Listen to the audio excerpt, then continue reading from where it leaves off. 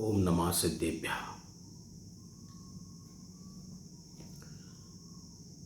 जैन सिद्धांत की चर्चा चल रही थी, जिसके अंदर द्रव्य प्ररूपणा की व्यवस्था चल रही थी। जीव, पुद्गल, धर्म, अधर्म, ये चार द्रव्यों की चर्चा के बाद अब पांचवा द्रव्य आकाश द्रव्य किसे कहते हैं। आकाश द्रव्य किसे कहते हैं? प्राय जब जब आकाश की चर्चा चलती है तो सारी दुनिया ऊपर की ओर देखती है। आकाश ये है। नीली छतरी को आकाश कहता है, कोई बादलों को आकाश कहता है, कोई तारामंडलों को आकाश कहता है। लेकिन जैन शासन में ये आकाश नहीं है, क्योंकि जो दिखाई दे आंखों से वो आकाश कैसे हो सकता है। हम ये परिभाषा पढ़ चुके हैं, हम ये जान चुके हैं कि जो जिसमें स्पर्श रस गंध वर्ण हो वह पुद्गल है। तो जो आंखों से हमको महसूस हो रहा है वह आकाश कैसे हो सकता है? फिर आकाश किसे कहते हैं? कि जो खाली स्थान है ये आकाश है। अकेले ऊपर आकाश है ऐसा नहीं, आकाश सर्वत्र है। क्षेत्र की अपेक्षा आकाश विश्व का सबसे बड़ा द्रव्य है, क्योंकि इसकी कोई लिमिटेशन नहीं है। अनंत अनंत अनंत अनंत अनंत अनंत सब द्रव्यों की लिमिट है। जीव द्रव्य, पुद्गल द्रव्य अनंत है। प्रत्येक पुद्गल के 3 तरह के प्रदेश हैं: संख्यात, असंख्यात, अनंत। अलग अलग तरह से जीव के प्रदेश असंख्यात है, संख्या अनंत है। धर्म द्रव्य एक है, प्रदेश असंख्यात है। अधर्म द्रव्य एक है और प्रदेश असंख्यात है। काल द्रव्य असंख्यात है और प्रत्येक काल एक प्रदेशी है। पर आकाश संख्या में एक होने पर भी क्षेत्र की अपेक्षा अनंत अनंत अनंत अनंत अनंत अनंत अनंत काल तक आकाश के छोर को कोई ढूंढने का प्रयत्न करे तो अनंत काल तक भी संभव नहीं, क्योंकि है ही वो अनंत। तो ये आकाश माने खाली स्थान को आकाश कहते हैं। जैसे ये मेरे सामने टेबल है, अब टेबल के ऊपर ये जो क्या है, ये टेबल के ऊपर ये क्या है? टेबल के ऊपर ये जो खाली स्थान है टेबल के ऊपर, ये क्या चीज है? इसका नाम आकाश है। ऐसा समझ सकते हो। तो फिर टेबल जहां रखी है वहां भी आकाश है, क्योंकि पूरे 6 द्रव्य आकाश के ही अंदर है। ये पूरी दुनिया आकाश के ही अंदर है। एग्जाम्पल के लिए ये हमारा हाथ है, तो ये हाथ हमने हटा लिया तो अभी जो खाली स्थान बचा ये आकाश है। लेकिन अभी हमने जब हाथ को ऐसे किया तो इस स्थान का आकाश हाथ के अंदर समा गया। अथवा ऐसा समझ सकते हैं कि उस आकाश के अंदर हाथ समा गया। आकाश तो नजर आता नहीं है, पुद्गल द्रव्य नजर आता है। इसलिए सर्वत्र आकाश है।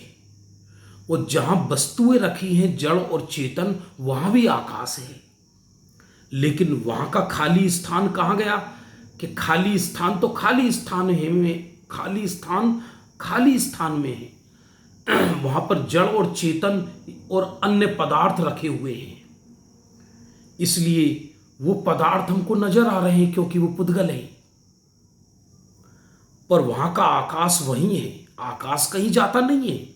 जैसे ये रुमाल है तो यहाँ ये खाली स्थान आकाश है, अब ये रुमाल आ गया यहाँ पर, तो यहाँ का आकाश कहाँ गया कि इस रुमाल के अंदर समा गया। अथवा ऐसा कह सकते हैं कि ये रुमाल आकाश के अंदर समा गया। सरल में सरल भाषा को समझें तो जो स्पेस, खाली स्थान, जगह, उसका नाम आकाश है। तो जहां खाली जगह है, खाली स्थान है, स्पेस है, वो तो आकाश है ही, लेकिन जहां वस्तुएं रखी हैं वो भी आकाश के अंदर रखी हैं।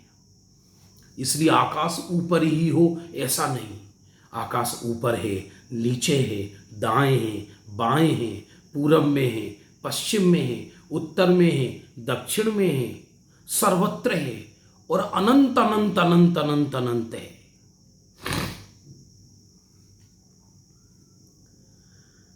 अब परिभाषा पढ़ते हैं। आदरणीय बरैया जी ने परिभाषा क्या दी है? जो जीवादि 5 द्रव्यों को रहने के लिए स्थान देता है, जो जीवादि 5 द्रव्यों को रहने के लिए स्थान देता है, उसे आकाश द्रव्य कहते हैं। जैसे मनुष्यों को रहने के लिए घर, मकान आदि, एक तो एग्जाम्पल है। जैसे मनुष्यों को रहने के लिए घर, मकान, ये जगह देते हैं, हम उसमें रहते हैं।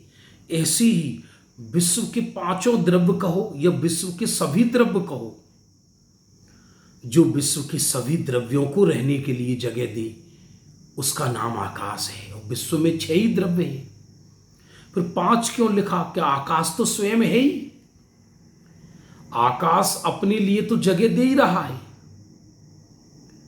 यदि किसी घर में मैं बैठा हुआ हूं और अन्य कोई रिश्तेदार आए तो कहा यह जाएगा कि इनके लिए आपने जगह दी, लेकिन मैं तो खुद हूं ही। इसलिए ऐसा कहो कि 5 द्रव्यों को रहने के लिए जो जगह दे वो आकाश है, अथवा ये कहो कि जो 6 द्रव्य को रहने के लिए जगह देता है, सभी द्रव्यों को रहने के लिए जगह देता है, उसका नाम आकाश है। आकाश का विशेष गुण है अवगाहनत्व। कुछ समझ में आ रहा है आपके? सब समझ में नहीं आ रहा।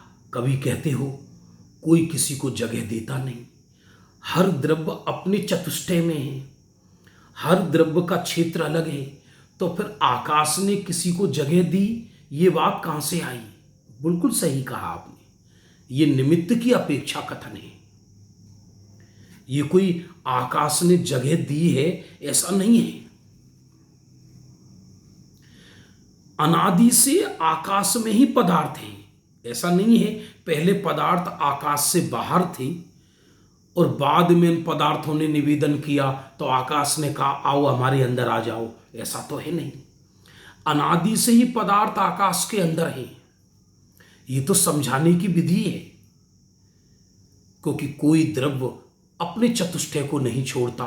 जीव जीव में है, पुद्गल पुद्गल में है, धर्म धर्म में है, अधर्म अधर्म में है, काल काल में है, आकाश आकाश में है। लेकिन ये जो पदार्थ हैं प्रदेश की अपेक्षा तो अपने चतुष्टय में है। पुद्गल अपने अंदर रहता है, लेकिन अपने अंदर रहता हुआ आकाश के कुछ जगह घेरता है या नहीं घेरता? कि घेरता है। इसलिए आकाश पदार्थों के रहने में निमित्त कहा जाता है। ध्यान देना, जैसे हमने ये समझा था कि धर्म द्रव्य जबरदस्ती किसी को गमन नहीं कराता, अधर्म द्रव्य जबरदस्ती किसी को रोकता नहीं है। पदार्थ गमन करें तो धर्म द्रव्य गमन में निमित्त कहलाता है, पदार्थ रुके तो अधर्म द्रव्य रुकने में निमित्त कहलाता है। उसी तरह अनादिकाल से ही पदार्थ आकाश में है, उसमें आकाश निमित्त बन रहा है अनादिकाल से ही। पदार्थ तो सब अपने अंदर रहते हैं, ये उसके चतुष्टय की बात हुई पदार्थ की, लेकिन वो पदार्थ आकाश का क्षेत्र घेरते हैं। उसमें कोई आकाश कृपा नहीं करता, पदार्थ कोई निवेदन नहीं करते, लेकिन बिना कृपा और बिना निवेदन के अनादि अनंत ऐसा बनाव बन रहा है कि विश्व के पांचों द्रव्य, विश्व के छहों द्रव्य, विश्व के अनंतानंत पदार्थ संख्या की अपेक्षा वो सब आकाश के अंदर रहते हैं। इसलिए अवगाहनत्व आकाश का विशेष गुण कहलाता है। अरे, आकाश के अवगाहनत्व की सूक्ष्म शक्ति का विचार किया जाए तो आश्चर्य होगा आपको, क्या कि आकाश की अवगाहनत्व शक्ति के विषय में यदि विचार किया जाए तो आश्चर्य होगा हमको, आश्चर्य होगा आपको। क्या आश्चर्य कि आकाश के एक प्रदेश में विश्व के अंदर जितने भी पदार्थ हैं उन सबको अवगाहन समाने की शक्ति है। ऐसा बृहद द्रव्य संग्रह के अंदर आया, एक प्रदेश में विश्व के समस्त मटेरियल को समाने की शक्ति है। ऐसा कभी होगा नहीं, लेकिन शक्ति है। आकाश की अवगाहना शक्ति अचिंत्य है। क्यों? क्योंकि ये आकाश के दो विभाजन किए जाते हैं। आकाश तो एक है, अनंत अनंत अनंत अनंत अखंड,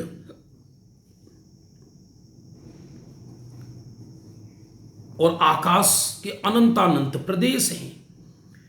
एक प्रदेश किसको कहते हैं कि पुद्गल परमाणु जितना स्थान घेरता है उसको एक प्रदेश कहते हैं। ऐसे आकाश के अनंत अनंत अनंत अनंत अनंत अनंत अनंत अनंत अनंत अनंत प्रदेश है, लेकिन एक द्रव्य एक है, वो संख्या में विशाल, लेकिन प्रदेश अनंत है। और जितने क्षेत्र में पांचों द्रव्य रहते हैं, जीव, पुद्गल, धर्म, अधर्म, काल और आकाश तो स्वयं है ही, तो आकाश के जितने प्रदेश में ये पांच द्रव्य रहते हैं उसे लोकाकाश कहते हैं। और जहां अकेला आकाश है, पांच द्रव्य नहीं है, उसे अलोकाकाश कहते हैं। पर आकाश तो एक अखंड ही है, उसमें कोई भेद नहीं है। जगह कम है, पदार्थ ज्यादा हैं। उस लोकाकाश के प्रदेश असंख्यात हैं। असंख्यात हैं इसका अर्थ क्या कि लोक के एक एक प्रदेश पर यदि एक एक परमाणु विराजमान किया जाए तो असंख्य परमाणु आएंगे कुल, जबकि एक कारमाण बरगणा में ही असंख्यातों परमाणु होते हैं।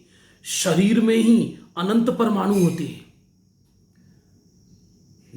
पुद्गल ही अनंत है, जीव अनंत है, धर्म द्रव्य एक है, अधर्म द्रव्य एक है, काल असंख्यात है।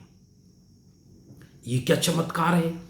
असंख्यात प्रदेशी लोकाकाश में अनंत पदार्थ रहते हैं। क्यों? आकाश के अंदर ऐसी अवगाहन शक्ति है कि वो कम जगह में अनंत पदार्थों को समा सकता है।